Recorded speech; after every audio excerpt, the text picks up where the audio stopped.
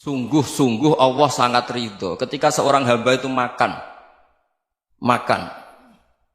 Makan ketika sesuap nasi dia muji Allah, ketika minum seteguk nasi dia muji Allah.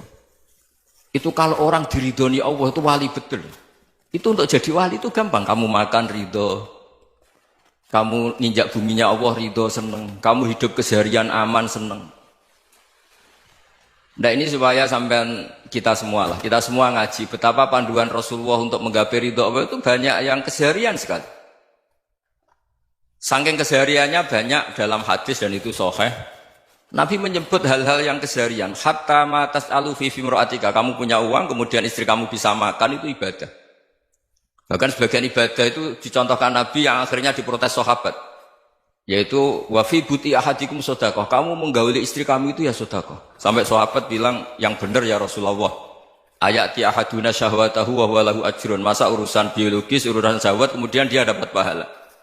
Nabi menjawab, alaysa lawadhu'aha fi haramin akana alaihi wisrun. Bagaimana kalau dia meletakkan ke yang tidak benar itu kan dosa. Nah, hal-hal seperti ini yang saya ingin teman-teman semua. Saya juga agak ingin ngaji demi Anda juga agak ingin. Itu dosa sekali ngaji kok pesanan kelompok tertentu itu enggak boleh. Islam itu untuk semua. Jadi ya cuma karena di depan saya jenengan ya seakan-akan jenengan korbannya. Itu ada ilmunya dalam usul fikih itu. Jadi orang itu harus ngaji usul fikih. Nama yang disebut, mungkin Mas Sufyan masih ingat zaman ngaji usul fikih. Nama yang disebut itu tidak jaminan sebagai prioritas perintah. Jadi misalnya gini, kebetulan yang di depan Nabi itu Abu Dzar. Nabi ya bilang, ya Aba Dzarin ini uhibbuka misalnya, atau ya Mu'ad ini muhibbuka, atau ya Abu Hurairah ini uhibbuka misalnya. Banyaklah riwayat yang Nabi nyebut ya Aba Dzarin, ya Mu'ad, ya Abu Hurairah. Kemudian misalnya Nabi meneruskan khitab, ini uhibbuka, saya mencintai kamu, fakul dubur sholatin, atau sebagian riwayat disebut fala tada'anna dubura kulli sholatin, Allahumma inni ala dzikrika wa syukrika wa husni ibadatik. Saya mencintai kamu, siapa saja, Mu'ad bisa, Abu Dzar bisa siapa. Saya mencintai kamu, mohon kalau habis sholat kamu jangan lupa wiridan Allahumma a'inni ala dzikrika wa syukrika wa husni ibadatik. Ya Allah, tolong kami permudah supaya mudah ingat engkau. Anda tidak bisa mentang-mentang, wong nama saya Parmin, nama saya Purnomo, itu yang diperintahkan Mu'ad misalnya. Jadi yang disebut satu, tapi khitab itu untuk siapa saja. Saya teruskan. Jadi saya mohon semua kita melakukan kebaikan itu kalau dalam kaidah fikih disebut al-yakin la yuzalu bisyak. Banyak kebaikan yang kebenarannya itu 100%. Tidak punya efek samping ke pihak lain, ke kelompok lain, ke komunitas lain. Yaitu tadi misalnya Anda makan, dan itu murah sekali, hanya butuh satu piring. Setiap punyaan kamu muji Allah, setiap minum kamu muji Allah. Itu redaksinya Rasulullah SAW disebut, Allah sangat ridho ketika seorang hamba makan, kemudian dia memuji Allah. Atau minum, kemudian dia muji Allah. Logikanya gampang, negara seperti ini yang kamu harapkan bentuknya kayak apa, mertua, ipar, komunitas, tetangga, itu nyata terjadi itu kan belum pasti. Sementara yang mesti terjadi adalah kamu butuh makan, kalau tidak mati. Butuh minum, kalau tidak mati. Butuh bumi yang nyaman ditempati, kalau tidak kita juga mati. Sebab itu Allah kalau menyebut nikmatnya itu hal-hal yang keseharian. Alladzi at'amahum min ju'. Allah itu siapa? Allah itu yang menciptakan kamu bisa makan. Tidak berlebihan, Allah itu yang menciptakan kondisi sosial itu ideal. Zaman Nabi itu ya ada orang munafik. Orang-orang pilihan Allah itu juga diuji orang sekelilingnya yang macam-macam. Semua diuji sesuai konteks zaman dan waktu. Nah, tapi ada ibadah-ibadah yang selalu disarankan Nabi. Sampai Nabi itu pernah ditanya, ayul islami khairun ya Rasulullah, Islam terbaik itu gimana? Jawaban Nabi itu unik. It'amut to'am. Islam terbaik itu ya makan-makan, santai-santai. Ketika Allah menyebut beberapa kebaikan, falak tahamal aqobah, wa ma adrokan apa? Mal aqobah. Terusannya apa? Fakku rokobah. Terusannya apa? Au it'amun fi yaumin di masubah. Ya itu acara makan-makan itu juga Islam. Kenapa? Ya bayangkan kalau tidak ada makanan, kita mati kan? Kondisi sosial tidak ideal itu Anda masih gak apa-apa. Tapi kalau Anda tidak makan, Anda tidak minum, Kamu punya istri cerewet masih bisa hidup, punya mertua cerewet masih bisa hidup. Tapi kalau tidak makan bisa mati. Berarti penting mana istri sama makan? Penting mana? Makan. Semoga istri Anda dengar, nanti kamu disuruh makan tapi pulang deh. Itu kalau dibahasakan makan masih memahami. Penting mana nasi satu piring dengan istri. Nggak ada nasi mati, nggak ada istri belum mati. Penting mana? Gak berani jawab kan? Nah, ternyata Anda ada garang kan di depan istri. Jadi saya mohonlah, mungkin Mas Sufyan Sauri tadi yang bisa bantu lah. Teman-teman tuh ngaji yang keseharian saja. Karena kita nyari ridha Allah itu berdasar firman Allah. Dan firman Allah itu menyebut keseharian tuh riang, gampang. Itu tadi misalnya wa min ayatihi manamukum billaili wan nahar. Termasuk ayat-ayat Allah itu kamu tidur. Maka dulu itu ada guyonan, ada tokoh Mu'tazilah, kelompok dalam Islam yang berpikir manusia itu bisa menentukan ikhtiarnya sendiri. Karena saya bisa duduk, ingin berdiri, berdiri. Karena kelompok ini nggak terima kalau semua kehendak Allah, nanti bagaimana kalau semua kehendak Allah kok ada hisab ya, ada sanksi. Lucunya itu, dia akhirnya, ini cerita ya, mencintai seorang perempuan, cantik sekali. Dan itu dia menjadi ahli sunnah itu oleh hal-hal yang sepele. Karena istrinya cantik, ya namanya suami istri itu hubungan intim. Terus ditanya, Mas, masih ingin lagi? Masih. Silahkan diulang lagi. Wah ya tidak bisa. Katanya manusia bisa menentukan yang diinginkan. Itu tobat itu. Itu nggak bisa ditobatkan Mas Sufyan Ats-Tsauri. Orang cantik yang mudah nobatkan orang itu orang cantik. Segampang itu. Akhirnya kita tahu, makanya kalau dalam kitab Hikam itu disebut al-aqil mayyakul madza yaf'alu wa hubi wal ghafil mayyakul madza af'al. Orang yang punya akal karena sadar ini wilayah Allah, semua milik Tuhan. Itu dia tiap hari berpikir, besok Allah akan melakukan apa terhadap dunia ini. Kamu merencanakan suatu mau plesir, ternyata gempa. Mau wisata ke Rusia, ternyata perang. Kamu tidak pernah tahu apa yang akan terjadi besok. Wa ma tadri nafsum madza taksibu ghadan. Tapi anda semua kita ini sering punya jadwal permanen. Makanya saya kalau diundang siapa saja, sana takdir. Yang jelas Gus ini acara penting. Ya masih acara penting nak pangeran ngersakno piye? Kok ape dadi pangeran? Kamu kok mau jadi Tuhan? Itu kadang ya kiai. Penting Gus acara ini jenengan harus memastikan bisa.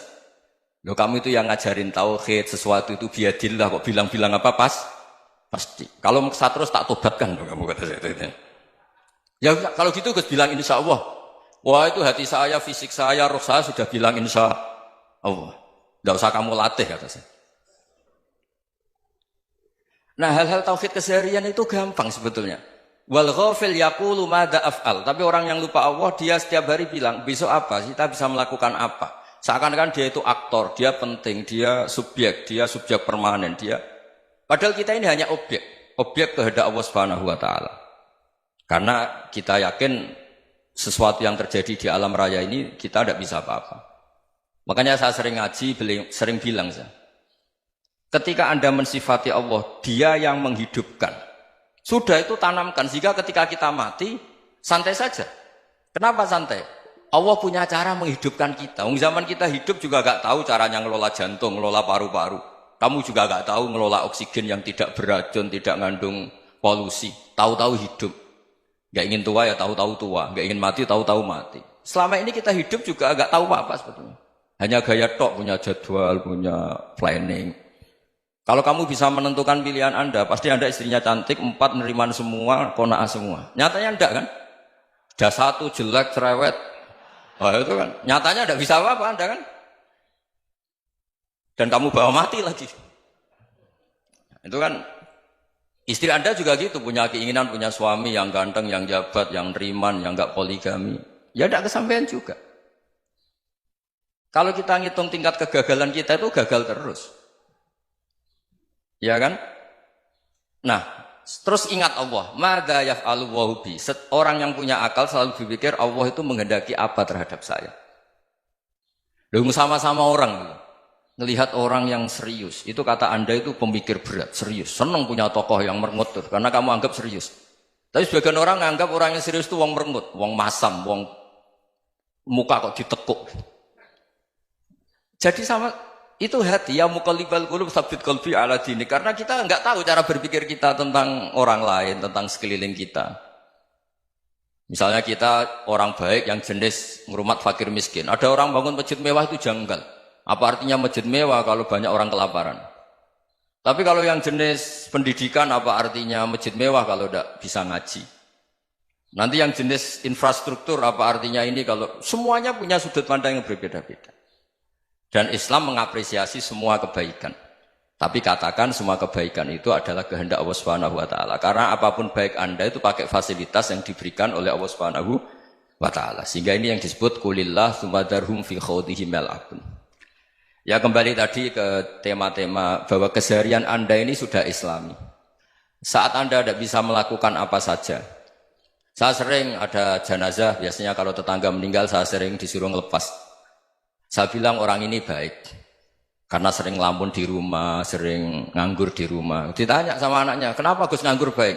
Ya kalau dia nganggur artinya juga agak berbuat sesuatu yang maksiat kan? Ya kan? Orang nganggur di rumahnya ya tidak bunuh orang, tidak maling, tidak korupsi, ya namanya nganggur di rumah. Lah cuma istri cara pandang nganggur gak menghasilkan uang gitu. Tapi juga gak menghasilkan kriminal kan? Jadi sebenarnya Islam itu makanya kalau sampai ngaji usul fikih itu ada kitab usul fikih namanya Lubul Usul, itu terkenal sekali di pesantren itu. Itu kalau ngapresiasi keseharian itu luar biasa. Izma min mubahin illa wa yatahaqqaqu bihi tarku haramimma. Karena keseharian yang mubah saat Anda lakukan itu ada kehebatan yang luar biasa, yaitu meninggalkan haram.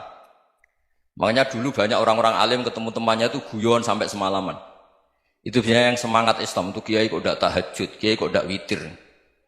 Orang yang sedang mapan uangnya banyak, malam itu tidak kelayaban itu sudah luar biasa. Melawan nafsu supaya tidak maksiat itu sudah luar biasa. Supaya lupa guyon sama temannya semalaman sampai subuh. Gejolak-gejolokan mengenang zaman miskin, zaman kuliah nggak jelas, zaman apa. Melihatnya jangan takut tahajud. Seperti ini meninggalkan tahajud, tapi meninggalnya ini talkul muharramat. Jadi kayak apa hebatnya?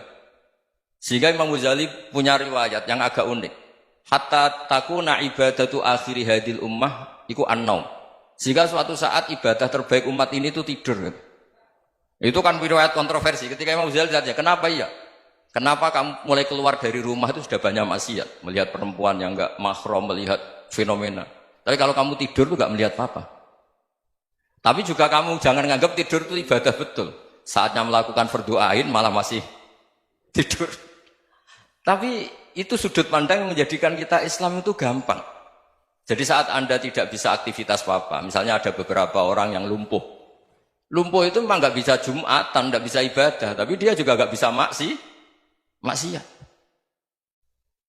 Tidur itu memang Anda saat itu tidak bisa tahajud, tidak bisa witir, tapi saat itu ada zina, ada maling, tidak gosipkan orang, tidak bully orang, tidak menanamkan kebencian, tidak hasud. Sehingga tidur menurut Allah Ta'ala wa min ayatihi manamukum billaili apa? Wan-nahar. Karena di tidur itu selain ada unsur istirahat, jaga kestamina, juga ada unsur meninggalkan beberapa keburukan. Nah saya mohon ibadah yang keseharian ini kita jaga. Supaya kita semua baca ayat itu fasih. Fasih itu tertanam di hati. Allah itu siapa? Alladzi at'amahum min ju'i wa amanahum min khauf. Dan Allah kalau cerita di Quran itu anna subabnal ma'a subba thumma syaqaqnal ardhan wa syaqqa fa ambatna fiha habba wa inaba wa qadba wa zaituna wa nakhla wa hadaika hulba. Kamu tahu saya ini siapa kata Allah? Saya ini adalah Tuhan yang menurunkan air. Kemudian ada tanaman banyak. Habba wa inaba wa qadba, ada zaitun, ada tin, kalau orang Jawa mungkin ada tela, ada padi, ada mangga, ada pisang. Sudah. Wa inaba wa zaituna wa nakhla wa hadaika hulba. Ada perkebunan yang lebat. Tujuannya apa? Mata Allahkum, silahkan kamu pakai, kamu nikmati. Tapi karena kadang kita ini punya ide-ide besar. Tadi untuk syukur saja nunggu punya istri riman, rumah baik, tetangga baik, komunitas baik, semuanya baik baru syukur.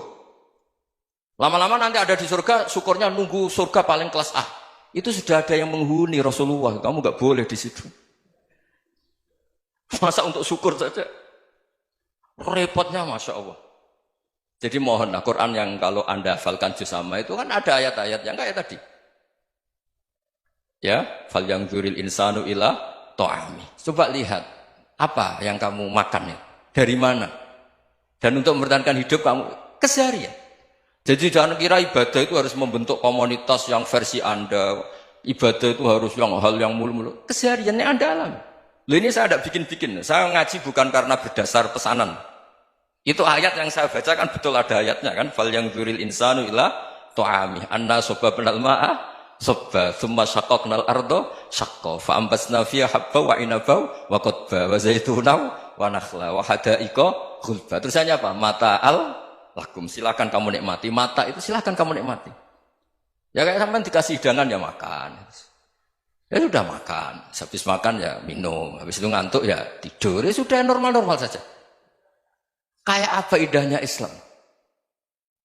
Tapi Anda mencari Islam yang gimana lagi? Nah itu yang diajarkan guru-guru kita, diajarkan sanad kita sampai Wali Songo, sampai Rasulullah SAW. Bahwa pada akhirnya ada jihad, ada perang. Itu dulu memang perang, bukan membunuh. Beda. Dulu kita dijajah Belanda ya perang, dan itu normal karena kita dijajah. Jadi ketika orang lain ingin baik sama kita, wa in ahadum minal musyrikin astajaruka ya fajirhu hatta yasma'a kalam Allah. Kalau mereka ingin baik ya kita baik. Makanya ada istilah mustakman, mu'ahad. Kalau mereka ingin damai, berdampingan dengan kemajmukan ya itu yang lebih baik. Karena memang Islam menghormati proses perdamaian. Wa in janahu nawal lisalmi ya fajnah lah. Kalau ingin damai ya kita harus